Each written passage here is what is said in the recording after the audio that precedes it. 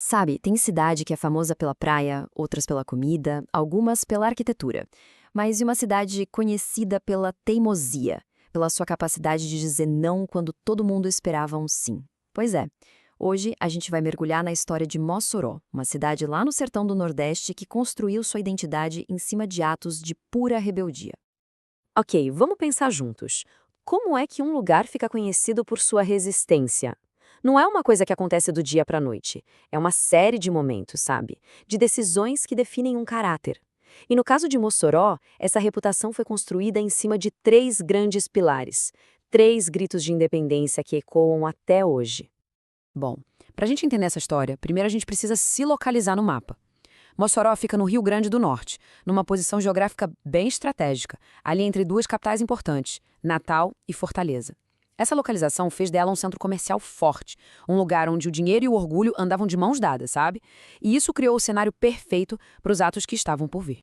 E o primeiro grande pilar dessa identidade desafiadora nasceu de uma decisão nossa, uma decisão muito ousada, que foi impulsionada por um movimento abolicionista local muito forte. Foi um ato pioneiro contra uma das instituições mais brutais da história do nosso país, a escravidão.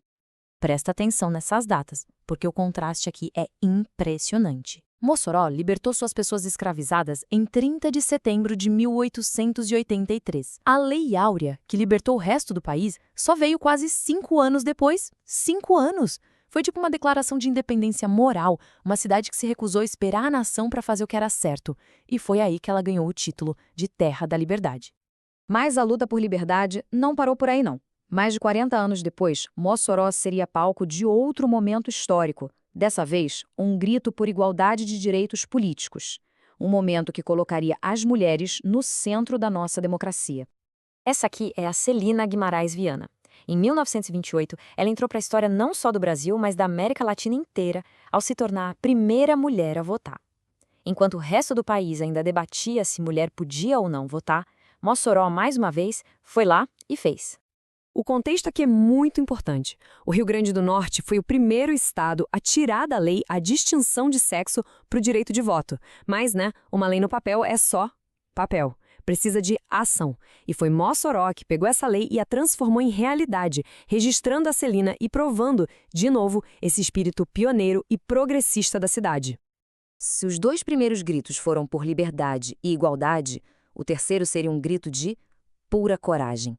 Aconteceu um ano antes do voto da Celina, em 1927, e foi o que transformou a cidade numa verdadeira lenda de resistência armada. Então imagina a cena. Lampião, o cangaceiro mais temido do sertão, chega com seu bando na porta de Mossoró, achando que ia ser moleza. Chegou esperando de sempre medo e submissão. Ele exigiu uma fortuna para não destruir a cidade. Só que a resposta para o ultimato dele não veio em dinheiro, veio em pólvora.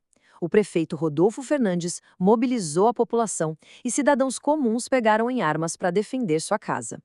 O resultado foi inacreditável. Pela primeira vez, o até então invencível rei do cangaço foi derrotado e teve que fugir. Mossoró não só sobreviveu, como humilhou o bando mais poderoso do Nordeste. A cidade que libertou seus escravos e deu voz às mulheres, agora provava que também podia derrotar os mais temidos. E foi assim, com esses três atos, a abolição, o primeiro voto feminino e a vitória sobre o Lampião, que Mossoró cravou a sua identidade. Não era mais só a terra da liberdade, agora era também a cidade da resistência. Um lugar definido por sua recusa em se curvar. Então, a gente chega num ponto crucial. Como é que uma cidade faz para que feitos tão grandes não se percam com o tempo? Bom, em Mossoró, essas histórias não são só umas lembranças empoeiradas. Elas são parte da cultura vibrante da cidade, celebradas de um jeito único e espetacular. A história da resistência de Mossoró não fica parada nas páginas dos livros.